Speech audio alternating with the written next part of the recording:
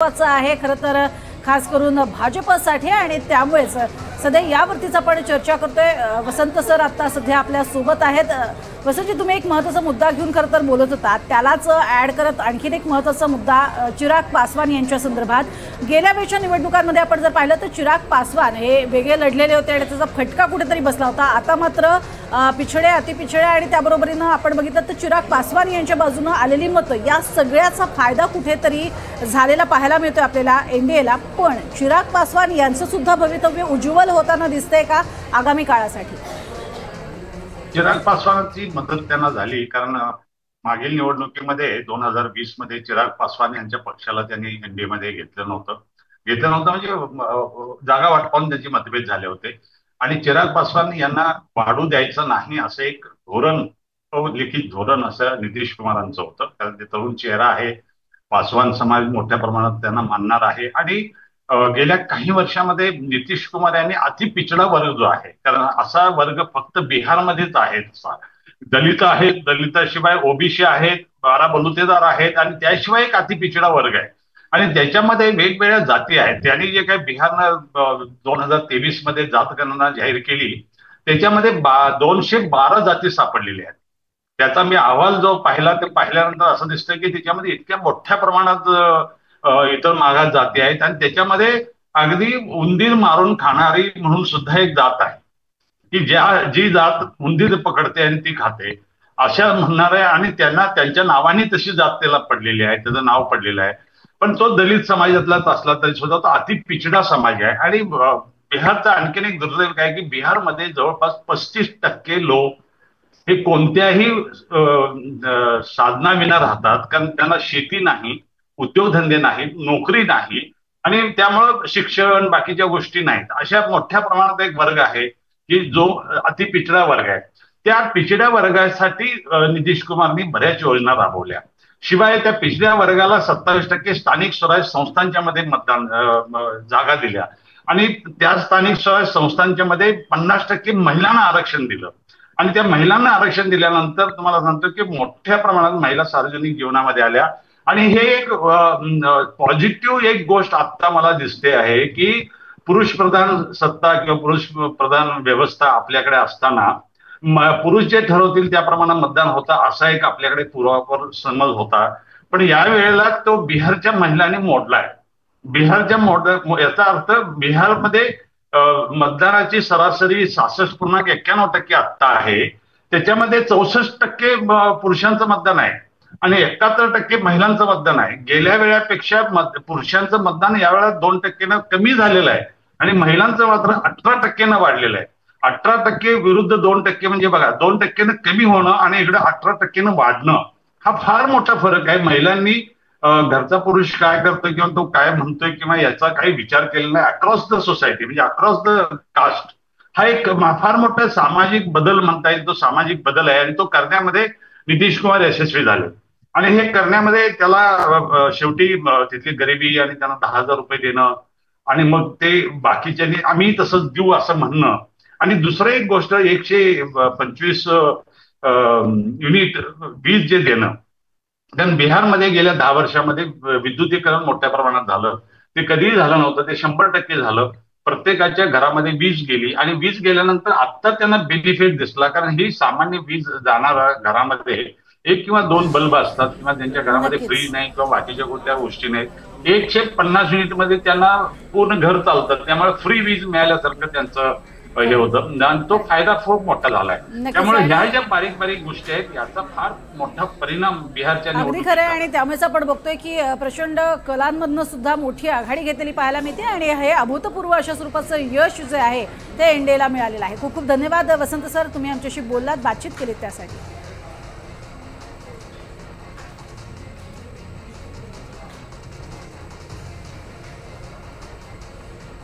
सध्या आपण बघतोय अशाच पद्धतीनं हा निवडणुकांचा निकाल जो आहे तो स्पष्टपणे समोर येणार आहे। त्याचे प्रत्येक अपडेट आम्ही तुमच्यापर्यंत देत राहणार आहोत।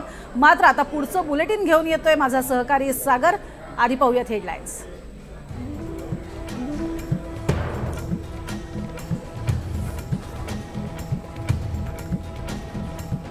बिहारच्या जनतेचा पुन्हा एनडीएवर विश्वास, एनडीएची 204 जागांवर आघाडी। तर महाआघाडीच्या सत्तेचं चाक 32 जागांवरच अडकलं.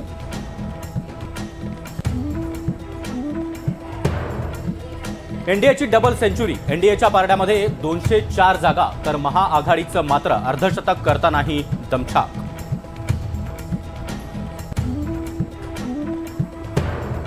सत्ताधारी भाजप आणि जेडीयूमध्ये कांट्याची टक्कर. 2020 पेक्षा जेडीयूला मोठा फायदा तर भाजपच्या पारड्यात 92 आणि जेडीयूच्या पारड्यामध्ये 82 जागा. 2 ठिकाणी जेडीयूचे उमेदवार विजयी. केसरियामधून शालिनी मिश्रा तर मोकामामधून अनंत सिंह विजयी.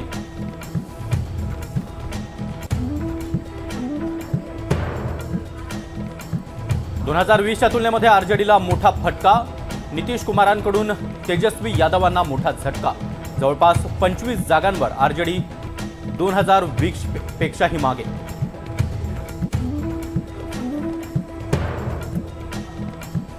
काँग्रेसपेक्षा चिराग पासवानांच्या लोक जनशक्ती पार्टीला 4 पट जागा.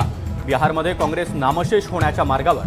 वोट चोरीच्या आरोपाला देखील जनतेकडून केराची टोपली तर किशनगंजमधून काँग्रेसचे भोदा विजयी.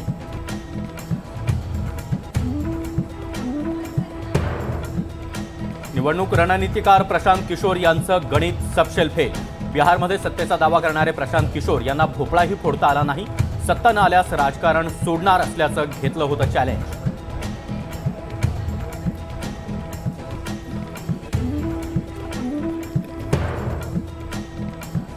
बिहारमध्ये एनडीएची बंपर आघाडी. पंतप्रधान नरेंद्र मोदी दिल्लीतील भाजप मुख्यालयात जाणार.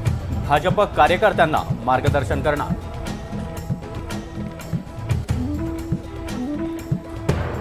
बिहारनं जंगलराज नाकारलं, विकासराज स्वीकारलं. महाराष्ट्राप्रमाणे बिहारमध्येही लाडक्या बहिणींनी कमाल केली. बिहारच्या निकालावर एकनाथ शिंदे यांची प्रतिक्रिया.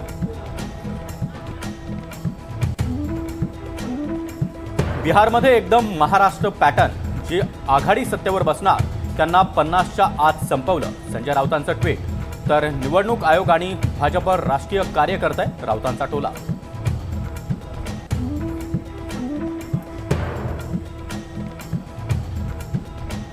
जागावाटपामध्ये जास्त जागा मागूनही काँग्रेसचा मोठा पराभव होतो. मुख्यमंत्री पदाचा चेहरा जाहीर करण्यात उशीर केला. महाराष्ट्रात झालं तेच बिहारमध्ये झालं. अंबादास दानवे यांचा घणाघात.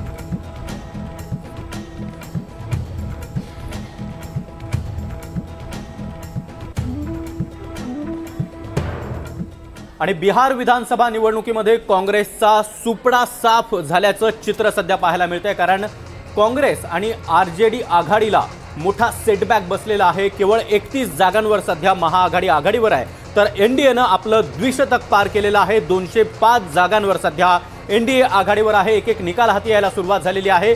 भाजपचं बळ चांगलंच वाढलेलं आहे तर जेडीयूची बार्गेनिंग पॉवर देखील आता वाढलेली पाहायला मिळते. जेडीयू विना भाजप आणि मित्रपक्षांचं संख्याबळ हे 121 वर पोहोचलेलं आहे आणि बहुमतासाठी 122 जागांची गरज आहे. त्यामुळे एनडीएतून मुख्यमंत्रीपद कुणाला याकडे आता लक्ष लागून राहिलं आहे. दरम्यान ही दृश्य आपण पाहतो आहोत.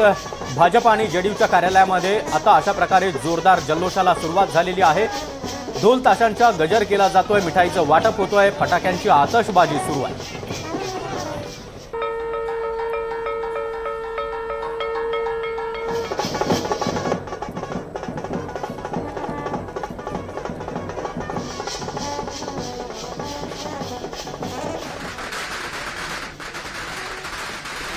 तर भाजप 94 जागांवर, काँग्रेस 3 जागा. काँग्रेसचा हा सगळ्यात दारुण पराभव म्हणावा लागेल. केवळ 3 जागांवर सध्या काँग्रेस या ठिकाणी आघाडीवर आहे आणि जेडीयू 83 जागा. प्रशांत किशोर यांचा सुपडा साफ झालेला आहे. जे सत्तेचे दावे करत होते ते प्रशांत किशोर यांना भोपळा देखील फोडता आलेला नाहीये.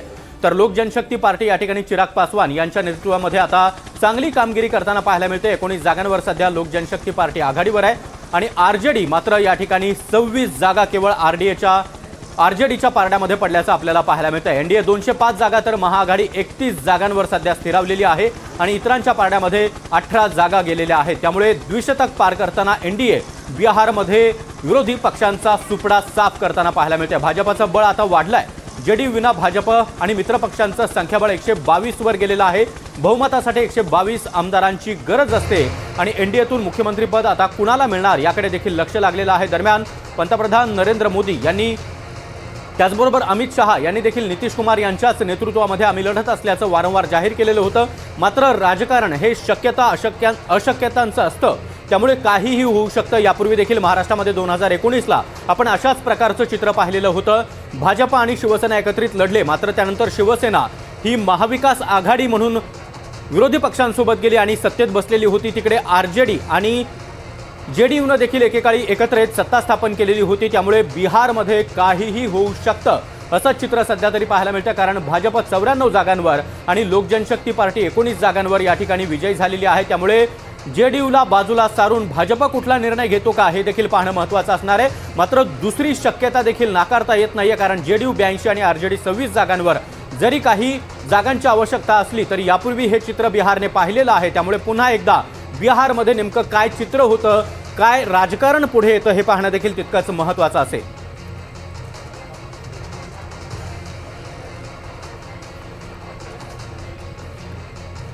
आणि याच सगळ्या निकालावर खासदार शिवसेना ठाकरे गटाचे अरविंद सावंत यांनी नेमकी काय प्रतिक्रिया दिली आहे ते आपण पाहूया। प्रश्न असा आहे की जे महाराष्ट्रात घडलं काकणभर सरस बिहारमध्ये घडलं। महाराष्ट्रातल्या विजयी लोकांना सुद्धा चिमटा काढून विचार खरंच मी विजयी झालो का, तेच SRIच्या संदर्भात अगोदर पण जोरामध्ये चर्चा झाली होती SIRच्या बद्दल आणि सातत्यानं बोललं जात होतं। मला हा भारतीय जनता पक्षापेक्षा ज्ञानेश कुमारांचा विजय वाटतो। ते जे काय बसले आहेत ना तिकडे, त्यांनी ठरवलं की लोकशाही मानायचीच नाही आणि म्हणून जे घडतंय ते सगळंच अनाकलनीय आहे, अविश्वसनीय आहे। पण कुणालाही असं वाटलं नव्हतं की खासागीस होईल पण ठीक आहे। परत त्यांच्याही पक्षातील कुठल्याही माणसानं 190 195 जागा कधीच सांगितल्या नाही, ते 160च्या पुढे जात नव्हते। आज अचानक असं काय घडलं कल्पना नाही। आता बिहारमधले मतदार याबाबतीत सांगतील की खरंच असं मतदान झालंय का, नसेल तर महाराष्ट्र झाला एवढंच समजायचं। तर अरविंद सावंत यांची ही प्रतिक्रिया आपण पाहिलेली आहे। अनाकलनीय आणि अविश्वसनीय असा हा निकाल असल्याचं सावंतांनी म्हटलं। इतरही राजकीय प्रतिक्रिया आता समोर यायला सुरुवात झालेली आहे, ते आपण पाहूया। पंतप्रधान आदरणीय नरेंद्र मोदीजी यांच्या नेतृत्वामध्ये आणि त्या ठिकाणचे बिहारचे नेते नितीश कुमारजी मुख्यमंत्री म्हणून त्यांनी गेल्या काही वर्षांमध्ये ज्या ताकदीने NDAचं सरकार म्हणून काम केलं, त्यामुळे निवडणुकीच्या अगोदरच NDAचं सरकार येणार अशा सगळी चाहूल जी आहे ती तिकडच्या असणाऱ्या मतदारांकडून मिळत होती, माध्यमांकडून मिळत होती आणि त्यामुळे निवडणुकीच्या अगोदरच निकाल लागले होते। त्यामुळे आता पुन्हा एकदा निकालाच्या नंतर ते सिद्ध झालं। खासदार अजित गोपचडेजी आपल्या सोबत आहेत। आजचं विजयाचं वर्णन कसं करणार? माननीय मोदीजींवरचा अतूट विश्वास, जनता जनार्दनाच्या माध्यमातून बिहारची जी जनता आहे ती जुन्या काळामध्ये सगळ्या यादवीला जातीपातीच्या राजकारणाला कंटाळली होती।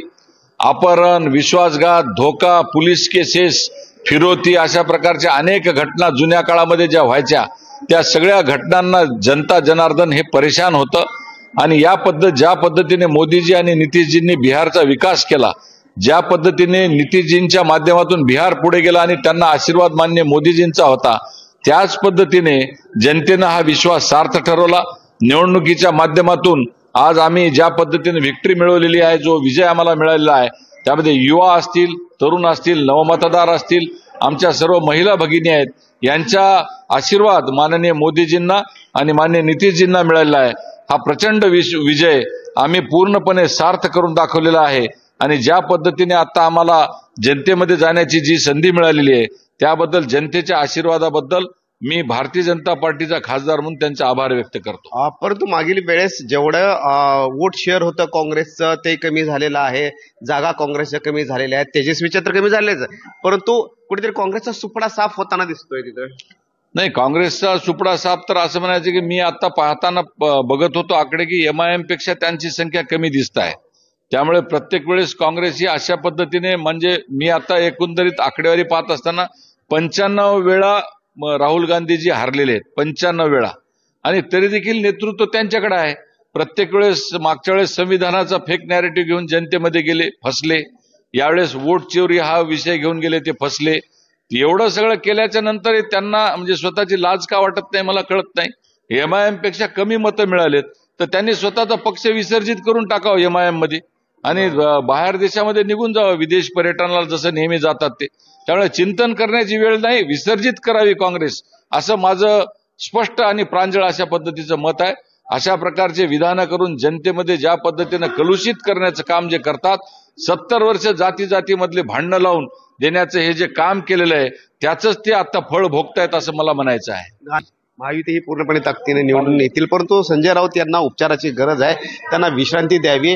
आणि महाराष्ट्रामध्ये सुद्धा बिहारचा सारखाच पॅटर्न स्थानिक स्वराज्य संस्थेच्या निवडणुकीमध्ये होईल आणि सुपडा साफ होईल, असा सुद्धा दावा खासदार अजित गोपछडे यांनी केला आहे.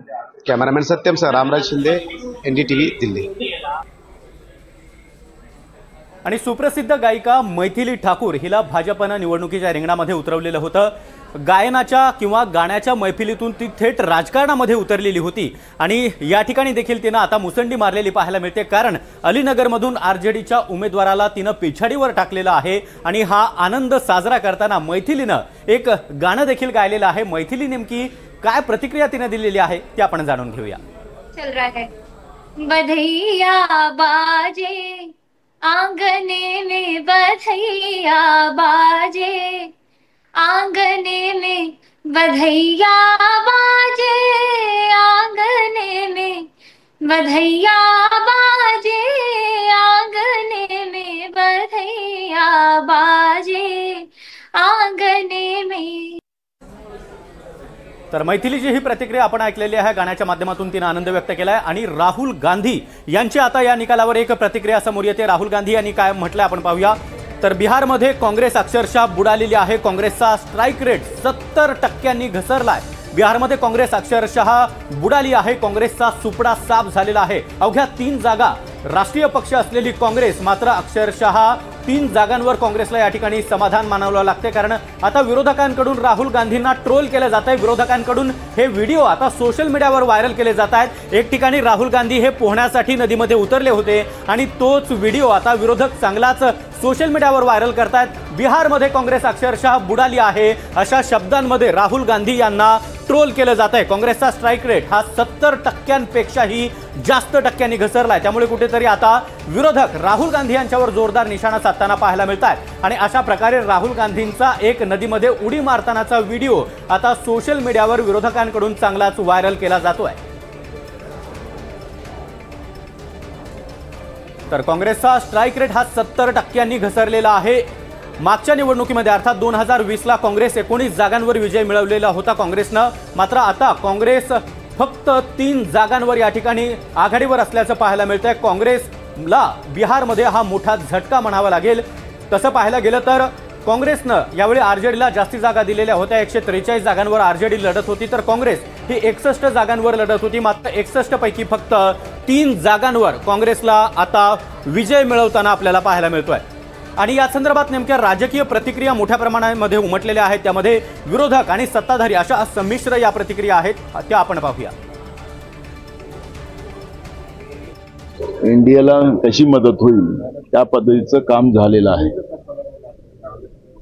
आपण पाहिलं असेल की आता बिहारच्या निवडणुकीमध्ये सुद्धा महिलांचे मतदान करत असताना फोटोज दाखवले गेलेले होते आणि काँग्रेसने आज ते निवडणूक आयोगाला दिले पण आहेत. म्हणजे आज म्हणजे कालच दिले. निवडणूक आयोगाला लोकशाही संपवायची आहे का हा एक प्रश्न या निमित्तानं निर्माण झालेला आहे. निवडणूक आयोग ज्या पद्धतीनं 5 वाजताच्या नंतरचे फुटेज न देणं, जसं 10% मतदान जसं महाराष्ट्रात नंतर वाढवले तसे 10% मतदान बिहारमध्ये वाढवले गेलेत आणि तिथंच हे सगळं समीकरण झालेलं आहे. निश्चित देवाभाऊ पण त्या ठिकाणी सगळ्या मतदारसंघामध्ये गेले होते. 5-6 वेळा जाऊन ते त्या ठिकाणी आले. खरं म्हणजे आम्हालाही जायचं होतं, पण महाराष्ट्राचं निवडणूक म्हणून आम्हाला सांगण्यात आलं की महाराष्ट्रातून फार कुठे जाणार नाही, तुमच्या निवडणुकाकडे लक्ष द्या, म्हणून आम्ही त्या ठिकाणी गेलो नाही. तिथं अजून 2-5 जागा निश्चित वाटल्या असत्या. निश्चित वाढल्या असत्या. आमची सगळी टीम जर इथून गेली असती तर अजून निकाल वेगळा लागला असता. कदाचित 100% सुद्धा लागला असता. मी आपल्याला सांगतो 100% सुद्धा भाजपचा निकाल त्या ठिकाणी लागला असता. पण इथल्या निवडणूक असल्यामुळे आम्हाला ती जबाबदारी यावेळेला मिळाली नाही. देशाचे पंतप्रधान आदरणीय नरेंद्र मोदीजी यांच्या नेतृत्वामध्ये आणि त्या ठिकाणचे बिहारचे नेते